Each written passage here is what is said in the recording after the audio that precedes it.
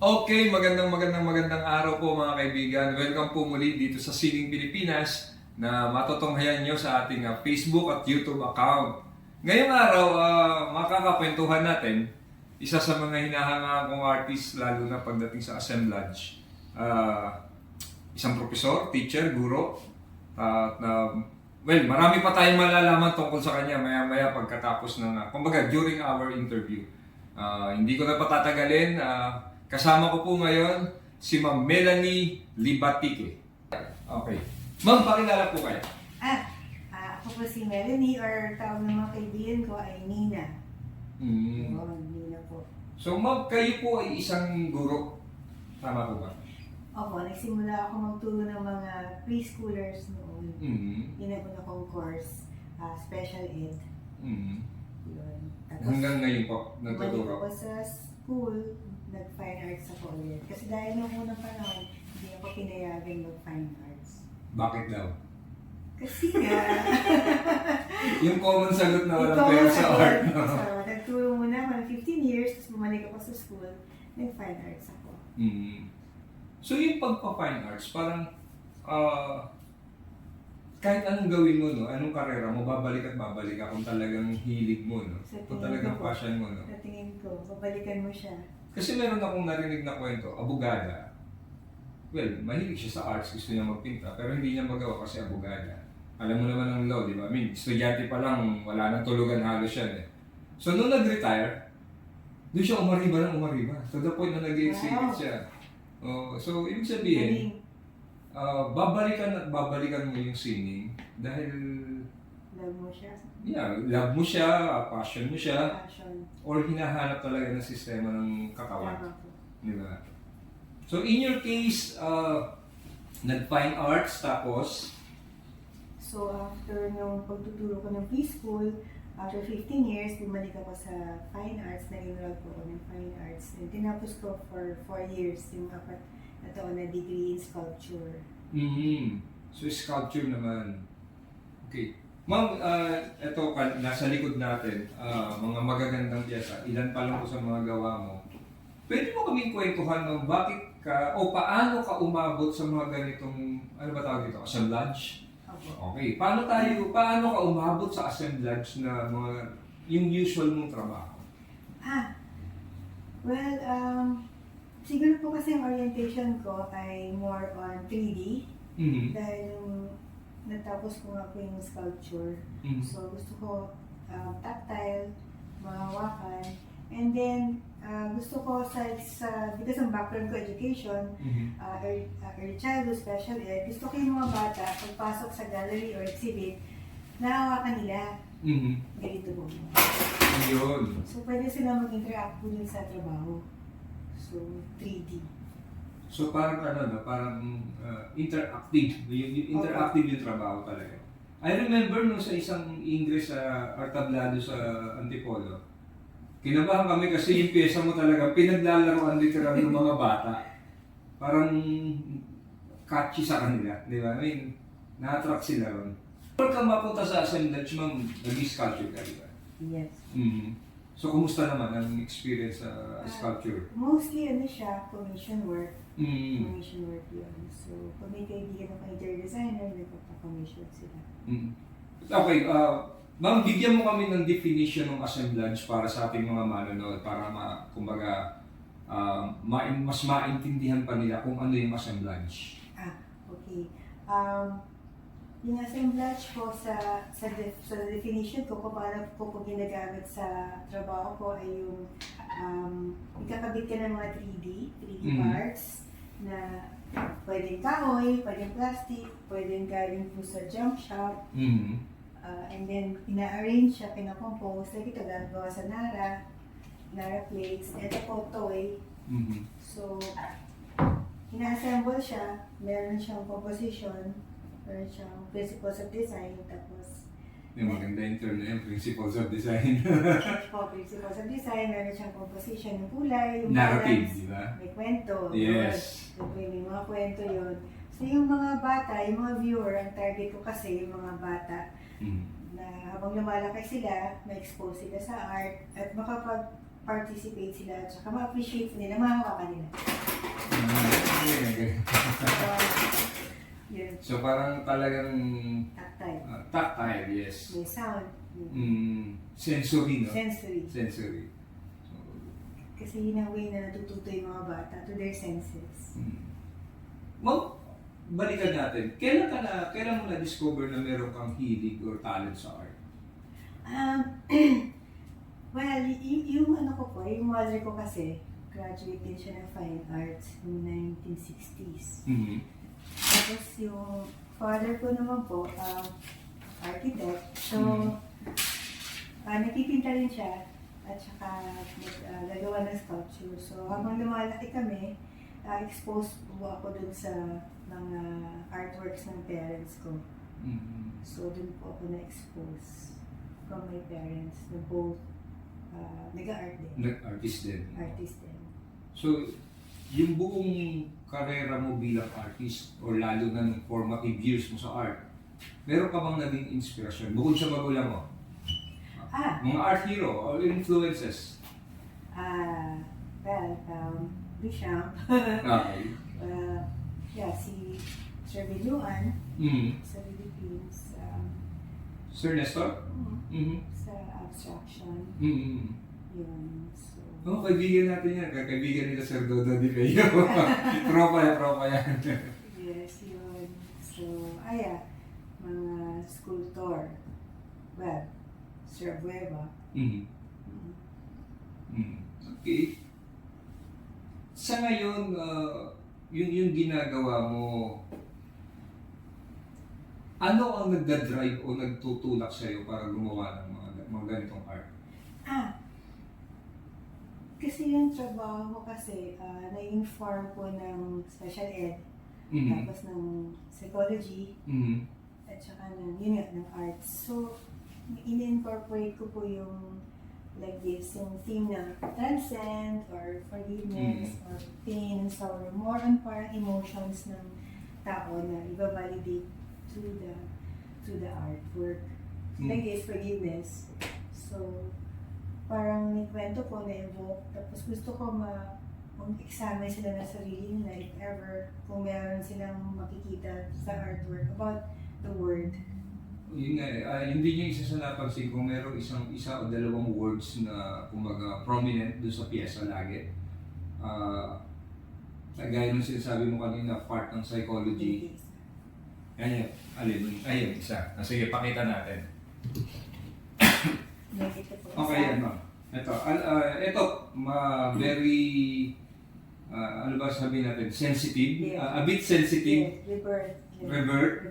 Po. Tapos may karugtong to eh. Kasi nakalagay po rito mga kaibigan, the descent to and return to life. Yes. Diba? So yung kabila, yan. So deeply damaged. Yung mga emotions po natin na minsan ayaw natin pag-usapan, pero pwede pong ilagay sa art.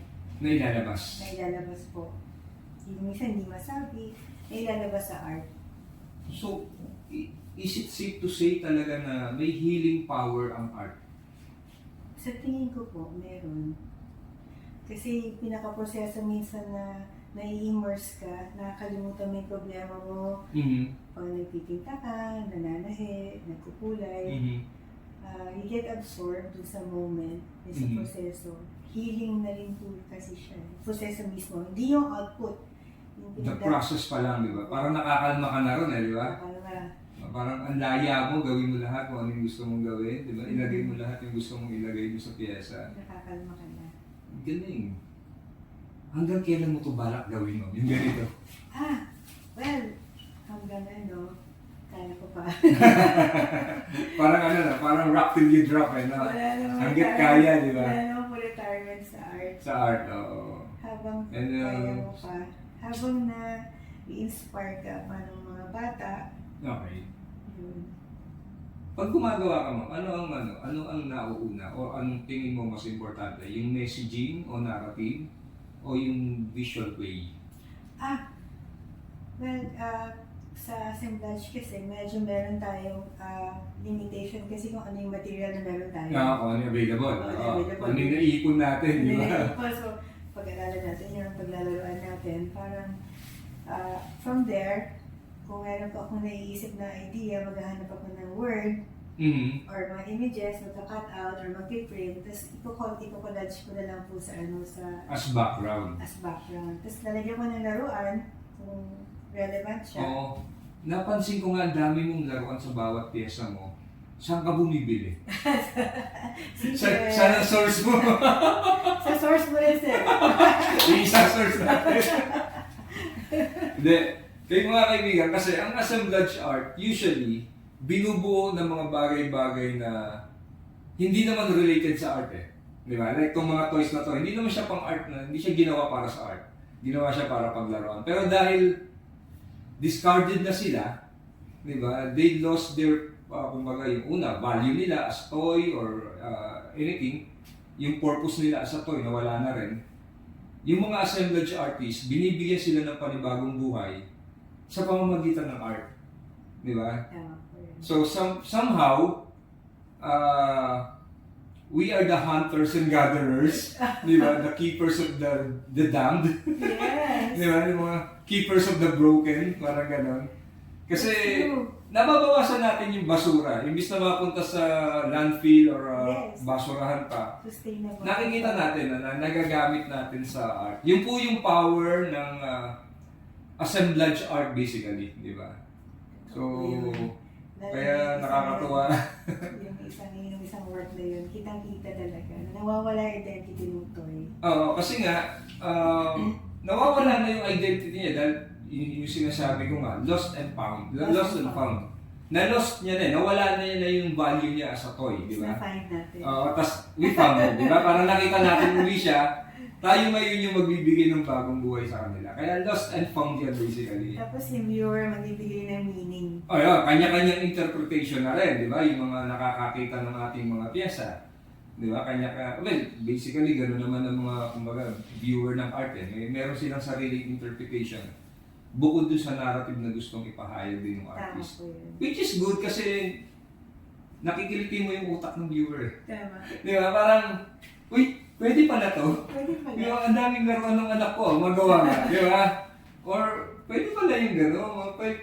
Pwede palang gawing artwork at kapakipakinabang pa uli yung mga bagay-bagay na supposedly itatapon na or naitapon na. Di ba? Tama po yun. So, mabuhay ang assemblage art. Regards sa lahat ng miyembro ng assemblage Mirage. Hello! Kumusta kayo? Bob, yung buong proseso ng pagiging artist mo, ito tingin ko, halos lahat naman tayo nakaranas nito eh. Artist block. Artist. Nakaranas ka na. Yung ang dami mong gustong gawin, wala kang magawa. Or ang dami mong, kumbaga, naiisip, hindi mo ma-execute. Mostly logistical. Mm. Yung kunyari, walang space, wala ka na masyadong space, so parang mahirap kung kaya ilalagay pag gumawa ako. Tapos naapektuhan yung size ng work kasi Kailangan maliitan. Kailangan maliit na lang kasi at the moment pwede siyang portable, Oo. madaling ayusin for an exhibit. Kasya sa bag. Kasya sa bag, pag-commute, so space, tapos yung expense. Kasi yung paints, yung mga pandikit, medyo minsan iba-budget mo din. Ganun. Yung canvas, di ba? Canvas. Tapos yung artist block, more on logistical siya. Kung paano mo i-overcome yung mga ganung problema. Kasi pag nabuo mo na, ang unang tanong saan mo ilalagay. Saan ilalagay? Pero prior to that, yung mga iniipon mong materyales, dumadami ng dumadami. Dumadami. Araw-araw eh, di ba? Like, $1 mo sa isang ukay-ukay shop o sa thrift shop, isang bagang uwi mo. Di ba? Or, in my case, pag binagbigay ng appliances, pag binaklas mo yan, makuha mo yung mga parts, lalo na yung mga printed circuit board, saan mo na naman lalagay, di ba? So, minsan may problema rin talaga yung assemblage ng artist. Well, basically lahat naman ng artist kailangan talaga ng studio, working area, at saka yung storage, yung mga tapos na gawa. Di ba? Kasi kahit sabihin natin na ini-exhibit natin, hindi naman natin lahat nasa sold out eh. I mean, hindi lahat Tama nabibili. Tama. Umuwi uli sa atin eh, bumabalik So, ulit. may sasabit, Sa malalagay, di ba? malagay ulit. Minsan nakakatamad na nga, ilang taon na nakabubble wrap. Di ba? Parang, ay, buhay pa pala tong pyesa na to. Minsan, ano po, nagkakaroon ng exhibit, so lalabas sila ulit. Nasasama ulit, di ba? After a few times, after a few years or months. Oo, from sculpture, napunta sa assemblage, are you open to the idea na mag-try pa ng ibang medium? Gusto mo mag-brush welding? Di ba? Yung welding kasi, hindi ko kaya yung amoy. Amoy, yes. So, sometimes yung work ko limited sa mga things na hindi ko siya toxic masyado. Okay. So, yun ang isa pa pong consideration na huwag magdadagdag ng basura sa environment at saka yung hindi toxic, so hindi ko ako gumagamit ng mga resin.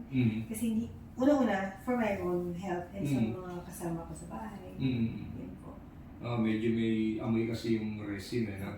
Very nice medium, kaya lang baka hindi ka kaya. Yun nga, maganda naman talaga. Magandang medium siya. Very Nagbibigay versatile. buhay dun sa, yung vibrance ng pyesa, di ba? Pagka Kaya hindi kaya na-resin mo. ng health consideration siya. Sa proseso mo lang, ma'am, ng assemblage na lang pag-usapan natin, nag-experiment ka rin ba ng style or kumbaga paraan at yung output? Sa assemblage, sa experience ko kasi, marami experimentation. Kasi yung pagtabi-tabi ng mga shapes, tapos yung overall na itsura niya, tapos yung anong pintura yung pwede, gano'ng kadilim, gano'ng ka-transparent yung pintura, tapos ano yung pwede pandikit na hindi matatanggal. Dapat kinoconsider yun eh. Kasi dapat ang artwork mo ma-outlive ka eh. Saka hindi pwede EPC, hindi EPC, dadagain. Para sa kumbaga yung hindi mag-a-attract ng mga peste. Ng No? mga peste. So marami experimentation lalo na sa mga paggamit ng materials, ng mga recycled, ganito. Kung paano siya kabit, kung paano siya magiging bagay sa overall theme. Tsaka hindi lang basta ikakabit, paano siya magiging matibay, lalo na to pag lalaroan mo, di ba? So paano Kung dalawang bata yung naglalaro dyan, dapat hindi siya matatanggal. paano i-secure sa likod. Oo. Ang galing. So marami experimentation. So, kailangan open ka lang sa magkamali, okay na magkamali. Ay, oo naman. Kumbaga huwag natin habulin yung pagiging perfecto. Okay lang ulit-ulit. Oo. Kailangan namin ng patience. Kasi minsan sa pagkakamali, doon tayo natututo di ba? Na, ay, pangit pala itong brand ng glue na to, natatanggal, lumulutong. Di hanap ka ng iba. Hanap ng iba. Hanggang sa makita mo yung brand na gusto mo, di ba? O pangit pala yung yung glue stick lang. Kasi natatanggal, dapat pala naka-screw, naka-bolt, di ba? Yun ang way para malaman kung effective o hindi. Tama. Part nga ng experimentation tsaka ng learning process. Pero gumagamit ka ng power tools? Yung drill. Drill. Drill. Kasi minsan yung mga bolts eh, no? Yung bolts dito. Yung pagsikip. Ito, itong mga to. Maliit lang na hanti.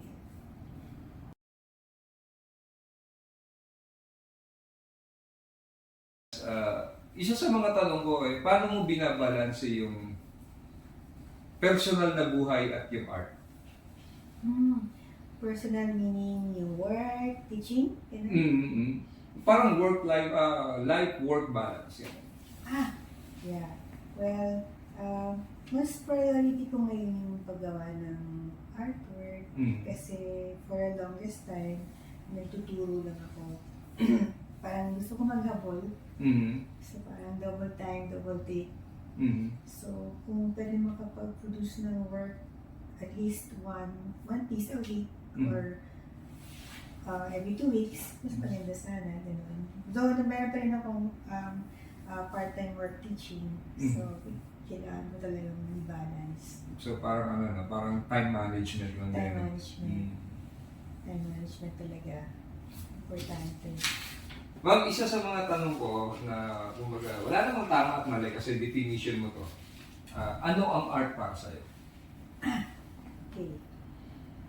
Ang art sa akin ay number 1, naglalaro ka. Pinaglalaroan mo yung mga materials na mahal mo. Mhm. Yung mga toys, Mm. mga pintura, kahoy, glue, plaster, ganun. So, if art making from is basically play, kasi may enjoy ka, Mhm. pagtagal ng stress mo, ganun. Yan, pagtanggal ng stress. Sarili mo, ganun. So, well, the output, hindi masyadong conscious ako kung ano kakalabasan kasi may enjoy lang yung proseso. Yung proseso. Minsan talaga yung proseso pa lang artwork na, di ba? Yes. Di ba? It doesn't matter kung good or bad artwork yung output eh. Yes. Ang mahalaga na enjoy mo yung process, di ba? Process, yung paglalaro doon sa materials, Mm. pag-manipulate. Tama. Ma'am, kanina nabanggit mo na namulat ka sa gawa ng iyong mga magulang dahil mga artist. Paano ka nahubog ng art? At sa paanong paraan?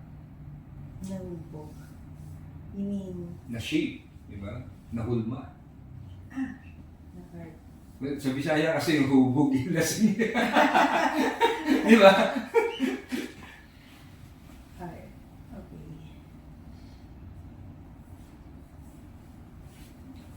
Well, dahil sa art, parang lumalim yung tingin ko sa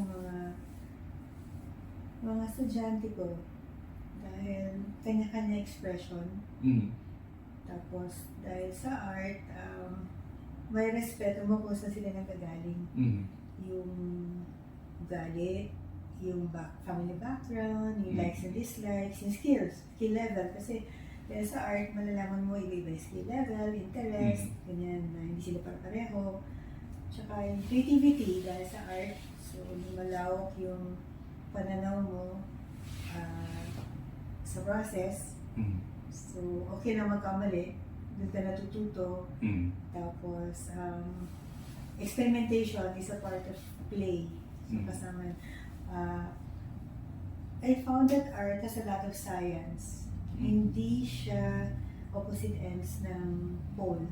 Parang merong art sa science, may science sa art. Mm. So, isa yun sa pinaka-na-realize ko throughout the years na gumagawa kami ng artwork. Sa classroom or outside, with the kids or with my students, or by myself, or with my friends, na artist din. So, ma'am, hingin ko yung opinion mo kaugnay dito. No? Ano ang tingin mo sa Philippine art scene sa ngayon? Ang tingin ko, buhay na buhay siya. Mm-hmm. For me, parang exciting. Mm-hmm. Kasi bawat artist nagkakaroon ng sarili niyang expression. Mm-hmm.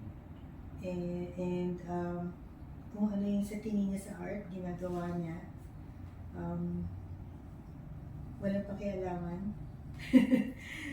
You can express, and there's a lot of respect going on Within the artist. within the artist. Nakikita mo pag may exhibit, congratulations from everybody. There's a lot of support na nakikita ko dun sa mga Oo, minsan mag-upload ka lang ng wig mo. Sipag di ba? Mga Yes, ganun. maraming maganda Yung pa lang, nakakabuhay na ng loob yun di ba? social medias, naka-appreciate yung trabaho mo. Hindi mo na-expect. Parang maganda siya, very affirming yung mga artist community ngayon. Yun, so nakakatuwa. So, given that, 10 years from now, nasaan tayo? Like yung sabi niyo kanina, yung art sa Philippines, marami ko nakikita ng artist na maraming advocacies. Lumalabas sa probinsya, nagtuturo ng pastel, nagtuturo ng watercolor. Sila Sir Julius, di ba? Yes, parang yung mga artists na yun, parang aside from yung kanilang mga ibang reasons for making art, lumalabas sa mga communities.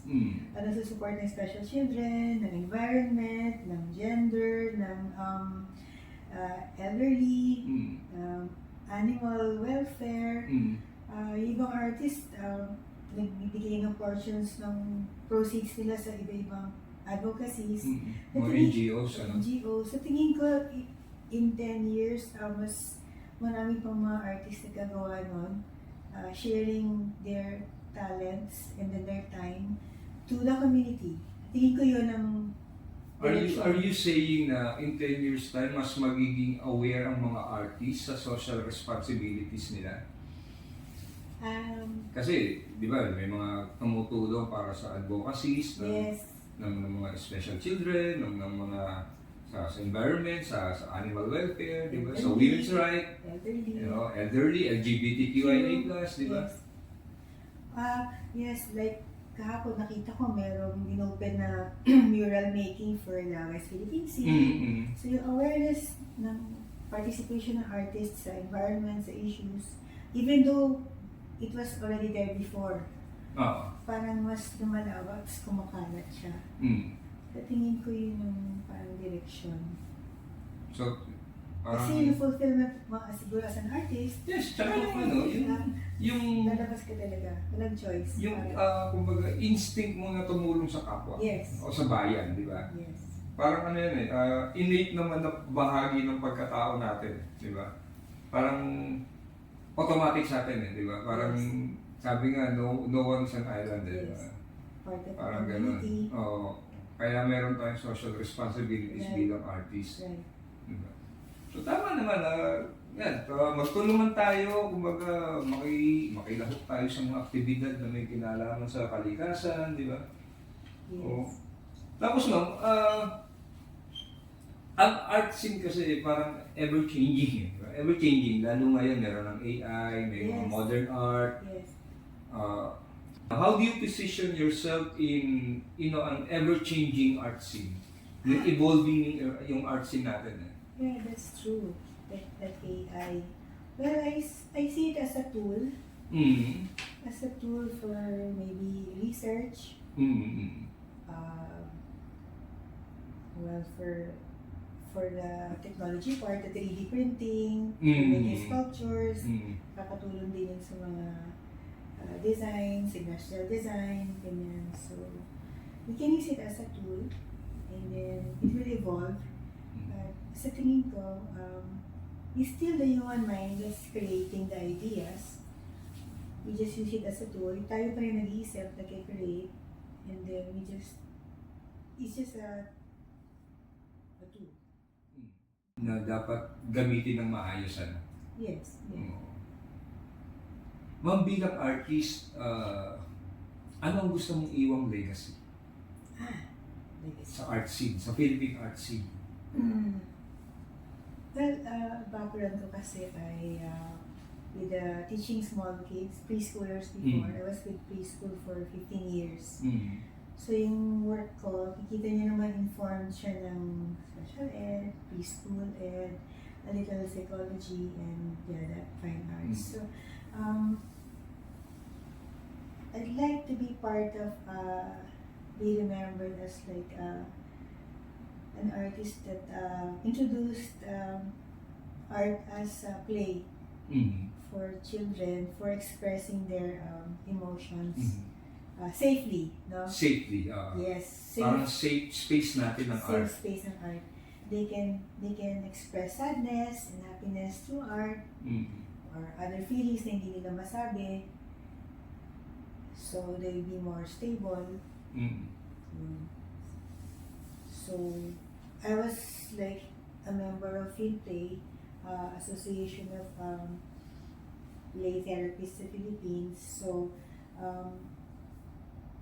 this is like art is one of the ways that children can express aside from music, dance, poetry. So visual arts is very important sa development ng mga bata and expressing themselves. Managing yung emotions. Managing emotions, self-regulation. So, yun. So, makakatulong talaga. We give them opportunity to play and express their feelings safely. Maganda yung term na yun, yung safely, kasi Yes. walang dapat ikabahala di ba? Yes. I mean, Hindi masasaktan yung sarili or hindi yung iba. masasaktan yung sarili physically or Or yung emotionally Or yung iba. walang ibang sasaktan, di ba? Yes. Safely express your emotions through your creativity. Oo nga, tanong ko lang, curious lang ako. May mga particular na kulay ba sa emosyon? Like, kung galit ka ba, pula or itim or whatever? Well, yung studies, maraming mga studies na lumalabas like meron conventions na red is for anger or red is for passion. black. But I think it's cultural based. Mm. I think. Meaning? Like for example, for a certain culture, black is symbolizing this emotion, Mm. or red is for this emotion. So since we are like Western trained, Mm. sometimes we adopt yung ideas Culture. na culture. For example, red is for passion. Mm. Ganun. So sa Pilipinas, totoo ba yun? Mm. So, Applicable ba? applicable ba siya? Or for as an artist, does red really represent passion? So, I think, it's, pwede rin mag-iba yung meaning, depende sa tao, sa Mm. gamit, tsaka sa kultura. Kaya ako naitanong ma'am, kasi kanina nabanggit mo, nagtuturo ka ng color theory, Mm-mm. tapos for the art viewer, di ba, yung mga tumitingin ng artwork, na mas maintindihan yung artwork. Yes. Di ba, bakit kulay lila? Di ba, bakit kulay pula? Yes. Di ba, bakit kulay bughaw o itim? Di ba? Yes. So parang mas madali nilang mag-gets na baka ito yung pinagdaraanan ng gumawa ng Pwede po artist. yan. Di ba? Pwede. May conventions kasi. O hindi lang basta, favorite color niya siguro violet. Di ba? Hindi ganon. So violet kasi merong gustong sabihin sa kulay pa lang. Yes. Di ba? Sometimes royalty. Royalty. Symbol o- of royalty. Hindi, naalala ko lang kasi dati meron kaming icebreaker na game. Pili ka ng kulay na nagre-represent dun sa isang member ng group. So, bakit itim? Nagdidilim pa na ko pag nakikita ko yan. So, ganun lang kasimple. Contexto. Oo. Parang kasi, parang mas madali nating maintindihan yung messaging. Di ba? Na bakit ganito yung dominant colors ng words niya. Di ba? Tama. Bakit Hajun yellow, di ba? Yes. Bakit red, bakit Hooker's green yung kanyang favorite. So may dahilan kasi, di ba? Tama po, may dahilan. Meron ako nakilalang artist before na nagtataka kami yung kanyang palette ay ganoon. Yung pala colorblind siya. Mm. So, naka-apekto rin niya sa perception niya ng kulay. So, lahat ng paintings niya, or artworks niya, may certain filter Mm. dahil sa state ng mata niya, or blind siya. Yung organic cost din, minsan naka-apekto rin sa atin. Mm. So minsan ako mahina rin ako sa colors Mhm. Hindi rin ako magaling diyan. Like hindi ko alam yung mga complementary colors ng bawat isa. Mhm. Minsan nagtatanong-tanong din ako sa marurunong. Kasi hindi pwedeng basta-basta lang di ba? I mean, dapat inaaral mo rin. Gaya ng sinasabi mo, may siyensya ang sining. Di ba? Like, yun nga, yung color theory, di ba? Yung color science, basically. So, dapat talaga inaaral din natin, di ba? Tsaka yung sa paggawa ng assemblage, May science. may science. May Like, sukat. paano mo igigitna, di ba? Paano mo ikakabit, i-attach, di ba? Tsaka yung tamang paggamit ng power tools siguro. Science din yun.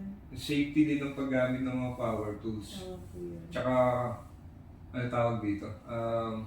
Humanap kayo ng mga power tools na makatitipid din kayo sa kuryente. Tama. Kasi sa totoo lang, malakas sa kuryente ang power tools. Kasi motor yan Tama. Motor yan. So, malakas ang amperahe yan.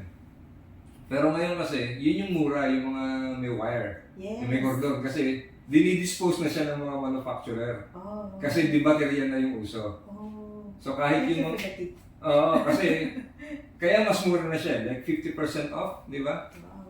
Diba, nakita namin yung isang brand na circular saw, parang naka 40% off Wow. Kasi kailangan na nilang i-dispose yun dahil yung mga bago ng modelo na battery operated. So, mas tipid sa kuryente dahil para ka lang nagcha-charge ng cellphone din. Cellphone. So, hindi ka na mapapagalitan pag dumating yung electric bill. Di ba? Yun yung katotohanan Kahit naman hindi ka assemblage artist, Correct. kung gumagawa ka ng sarili mong canvas, nagpa-power tools ka rin di ba? Like saw, circular saw, jigsaw, whatever. Di ba? Kaya swerte niyo kung meron kayong lugar para sa mga power tools na yan. Ayun, kasi kailangan ng space. Space, tsaka yung ventilation, mga kaibigan. Pag nag-i-spray paint kayo, dapat may ventilador. Tama. Para hindi kayo napapagalitan sa bahay. Lalo na kung yung Tama mga kasama mo sa bahay, sensitive yung pang-amoy. May asthma. Inaalo mo pa lang yung spray paint, ang baho! May tatapunan. Hindi ka pa nag-i-spray. Inaalog mo pa lang eh, di ba? Nagkakakuha na. Oo. So, dapat proper ventilation pa. Gaya na sinasabi mo kanina, iwasan natin yung toxins na makapasok sa katawan natin. Kasi, pag tayo nagkasakit, hindi rin natin magagawa yung gusto natin sa art. Di ba? Tama po. And was there ever a time na nagsawa ka sa ginagawa? Yan, nagpapalit na ako ng materials. Nagpapalit lang ng materials. Trying something new. Ginagawa yung yung material, yung style. Habang meron pang pwedeng gamitin na material, kung wala na, hahanap ng bago. Ganun. Yung mga recent works mo, ma'am, nakikita ko may mga conduit pipe, either flexible or yung mga PVC na electrical conduit. Tapos pwede kang maghulog ng marble, Yes. di ba? So para siyang ano ba tawag dito? Marble run. Marble run. Yan. Ito, Marble. wala eh. Where? Isa-isa. Okay. Wait lang mga kaibigan. Wala rin to? Ay, here.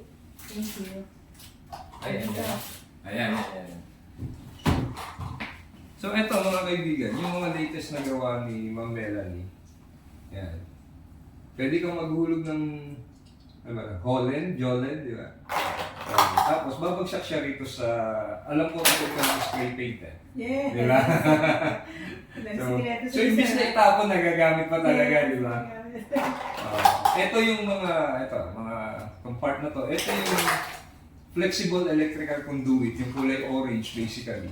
Kasi sa electrical engineering kasi ang orange ang kulay ng electrical conduits. So, paano mo nabuo yung konsepto na ganito? At bakit? Kasi alam mo, yung isa meron ka pang tambiolo eh, di ba?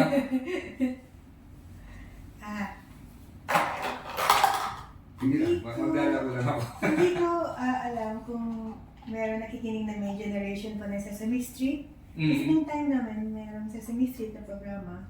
Educational siya. Parang batidot. But is the Sunny day. Yes. So, nakakita ko din ng mga marble run. Ang tawag nila din, parang mga contractions, mga hole na bumababa. Tapos parang na-implement ko sa parang sa concept na, yun nga, since yung mga bata, kailangan makapag-interact sa mga artwork sa gallery. Naisip ko, this could be another addition. Parang, why can't I keep on doing works that are toys that can be hung in a gallery? Na pwedeng paglaruan ng mga bata, pwedeng hawakan. Yes. So, in a way, parang my definition of art at the moment is it could be a toy that can be used by the child in the gallery. Interactive po siya. At parang yung bata, lalaki siya na ang konsepto na hindi siya pwedeng hindi naman siya na-alienate sa artwork sa gallery. Yung pwedeng hawakan. Di tsaka attractive eh, very colorful, di ba? Even though yung iba parang bronze ang kulay, di ba? Pero it's still functional and entertaining pa rin. Yeah. Kasi pinaglaruan namin yung nasa Centro Mio na talaga eh. Tinanggal namin yung tape. Pinaikot namin yung tambiolo para ma-demonstrate ko din sa ibang artist yung proseso ng paglalagay ng Holland, pagbalik, di ba? Pagbalik din sa tambiolo. So parang nai-enjoy mo, na nalalaro mo siya, di ba? So, yung mga ganitong artworks na interactive, tapos, kumbaga, pwede sa mga bata, pwede paglaruan. May kinalaman to dun sa advocacy mo about special education, right? Basically, yes. Yung background as a preschool teacher, sa SPED, saka sa paggamit ng art for expression. Safe expressions ng mga feelings and emotions. Yun, may kinalaman siya. Nice. So, baka meron kang gustong pasalamatan, gusto mong banggitin, pasalamatan mga tao, grupo, whatever. Yeah. Go ahead. thank you sa Assemblage Mirage kasi Assemblage Mirage, mabuhay. kasi yun yung para nakita kong grupo na nagpo-push ng sustainability sa art. And then, Saka nagbigay ng direction sa mga ginagawa natin di ba? yes, saka parang yun yung grupo na parang kindred spirits ba? Na parang tingin mo sa kanila naglalaro lang sila. So parang feeling ko parang I belong to that group na that art making is fun. Fun, yes. And Play. And play. And then everybody's unique. So I think I belong there. So salamat sa Assemblage Mirage. Yeah, and then sa Field Play, Association of Philippine Plays Therapists, because I learned that expressive art can be used effectively as a means of teaching self-regulation for our children. And yes. Tsaka sa Sunflower Center, Child and Youth Wellness Center based in Baguio and here in Taytay, also taught me a lot about teaching kids self-regulation through play therapy. So, Meron ka bang upcoming or ongoing exhibit? Invite mo paano natin mga manonood? Yun, existing sa Centro Leona, yung Only Women Lead. Tapos mag-extend po siya sa NCCA for Women's Month. And then we have ongoing sa Ancla Art Space sa Angono. And for March, we have sa Yani Cafe, sa Miss Jamie, yung cafe nila Miss Jamie sa Valenzuela. Brewlogy, yes. And then one sa Lyceum, organized by Miss Cherry. Mga assemblage people. Oo nga. Hindi ako makasali doon sa Lyceum kasi may events sa Silang naman. Magde-demo ako ng assemblage. Magpapa-workshop. Binato sa akin ni Sci-Fi yung event dahil hindi siya makakadala. So ako yung magre-represent ng Assemblage Mirage. So, buhay na buhay ang Assemblage Mirage, ang kumagang Assemblage Art. Di ba nakakatuwa? Anyway ma'am, ito yung portion na tinatawag naming WOW o Words of Wisdom. So, hihingan lang kita ng payo or anything na gusto mong sabihin, advice or whatever para sa ating mga manonood. Go ahead. Una, salamat sa pag-imbita for today. And then, ano ba pwede ko share? Ito yung surprise na hindi mo alam na may ganito. Surprise! Ano ba yan? Well, nakikita ka naman sa friends ko ng mga artist na nare-retain nila yung kanilang parang childlike wonder. Karamihan sa mga nakikilala mga artist, lalo na sa mga nag-assemblage, na yung kanilang childlike wonder na parang pagkabata, child within, tuloy-tuloy lang sila, they don't care kung mabili or kung anong kalalabasan, they just like enjoying paggawa. Gawa na ng gawa. Gawa. So tingin ko importante yun, na ma-retain natin yun across all the expressive arts, even sa dance, sa music, sa poetry. I think that's important sa arts, sa visual arts, ganun. Kasi yung attitude of openness is very important. Yung pagpasok ng bagong idea, pag-dispose ng luma, yung ganun. Tapos, you're open to mistakes, yung openness to things, to concepts, to new people, new ideas. At tingin ko yun nagdadrive isa sa mga nagdadrive sa mga artist, yung openness nila. Kaya, lagi silang gusto mag-adventure. Na-excite, laging excited. May bagong material, ganyan may nakitang makausap na tao. Laging energized kasi open sila. Yun ang gusto ko sana ma-retain yung mga not only artists, but everybody is creating anything. Kumbaga everybody Correct. nasa creative, Yes. creative field. Industrial design, photography. That's Mm. what I think that's what drives the creatives. That's what keep them exciting. Kung ano yung bago na pwede nilang matutunan. Hey, ma'am, maraming salamat. Salamat din. Thank you very much for inviting me here. kumbaga pagtugon sa ating imbitasyon na makipagkwentuhan. Actually, marami akong natutunan. Tsaka nakwento Diba? ko din. Mm-hmm. Tungkol sa gawa. Kasi matagal ko nang tanong paano siya umabot sa mga conduit na ganyan, tsaka yung Holland. Pero yun nga, part siya ng advocacy about special education, mga kaibigan. So nakakatuwa. Again, ma'am, maraming salamat. Thank you po. Thank you, mabuhay ka. Thank you.